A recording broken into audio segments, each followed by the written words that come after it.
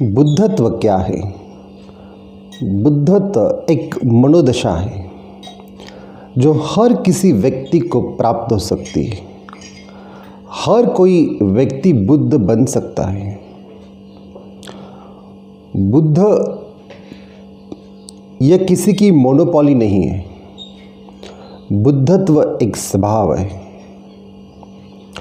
और बुद्धत्व एक स्वभाव एक नैसर्गिक धम्म की प्रक्रिया है।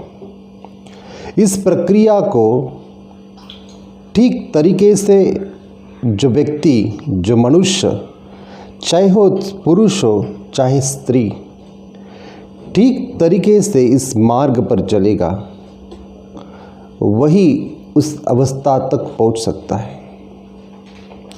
और इस अवस्था तक पहुंचने के लिए मन की सभी धारणाएं, जिसे हमारा आधुनिक मन बहुत सारे विचारों से बंधा है।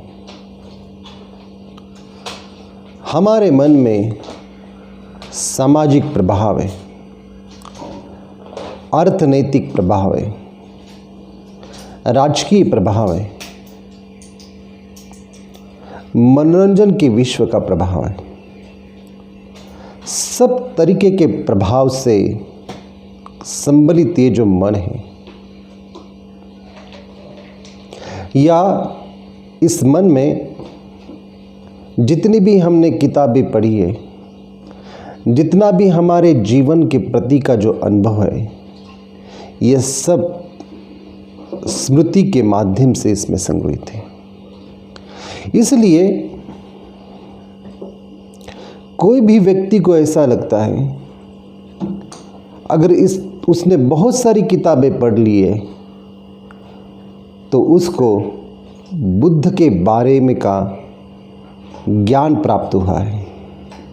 वो असल में ज्ञान नहीं है, वो असल में स्मृति है। और स्मृति, मेमोरी को अगर आपने ज्ञान समझ लिया तो यही सबसे बड़ी भ्रांति है। इस स्मृति के बाहर हमें जाना पड़ेगा। बुद्ध जिसको सम्मा सती कहते हैं, बुद्ध जिसको जागरण की अवस्था कहते हैं, उस जागरण की अवस्था को पहचानना, अपने शरीर के प्रत्येक अणु में उसको विकसित करना, तभी बुद्धत्व की प्रक्रिया शुरू हो जाती है। अभी लोग कहते बुद्धम शरणम गच्छामि, मैं बुद्धत्व के मार्ग पर चल रहा हूँ, जा रहा हूँ। लेकिन कैसे जा रहे हैं? बुद्धत्व के मार्ग पर जाने का कोई भी प्रयास, कोई भी प्रयत्न या कोई भी कष्ट अपने जीवन में नहीं कर रहे। केवल आप कह रहे हैं। कहना अलग बात है, मेमोराइज करना अलग बात है, बार बार उसको दोहराना अलग बात है, और प्रत्यक्ष अपने जीवन में उसको लाने के लिए उस प्रकार से प्रयास करना अलग बात है। तो बहुत सारे लोग ध्यान भी करते हैं। ध्यान की उनकी जो प्रक्रिया है, वह सारी की सारी प्रक्रिया 1 घंटा या 2 घंटा ऐसे ध्यान करने की प्रक्रिया है। वह प्रक्रिया कांस्टेंट प्रोसेस नहीं है। वह पूरे समय के लिए प्रक्रिया नहीं बनती। और बुद्ध बनने की प्रक्रिया पूरे समय के साथ अपने जागरण की अवस्था बने रहने से बनती है।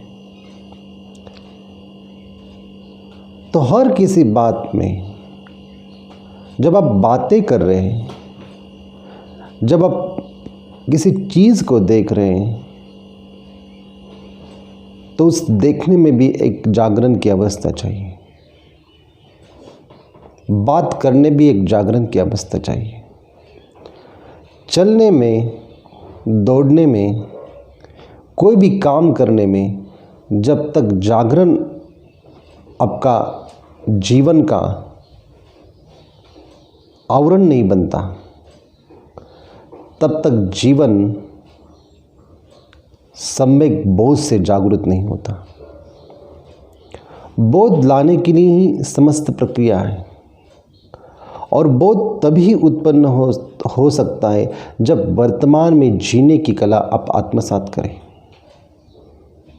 सांस के साथ जिए, सांस के आवागमन की प्रक्रिया के साथ जिए, अपनी जिह्वा के साथ जिए, जिह्वा के प्रत्येक क्षण में होने वाले मूवमेंट के साथ जिए, तभी ये बातें संभव है। वरना कहाँ बुद्ध और कहाँ हम। बुद्ध ने जो साधना की, बुद्ध ने जो बातें की, बुद्ध ने जो धम्म की प्रक्रिया को प्रकाशित किया, वो सारी की सारी बातें केवल किताब की बातें रह जाती है जब तक हम उस मार्ग पर चलने के लिए मार्गस्थ नहीं बनते। इसलिए बुद्ध और बुद्ध के स्वभाव को सही प्रक्रिया से जानना, बुद्धत्व की दिशा में पहुंचना और असल में बुद्धम शरणम गच्छामि की प्रक्रिया में जाना,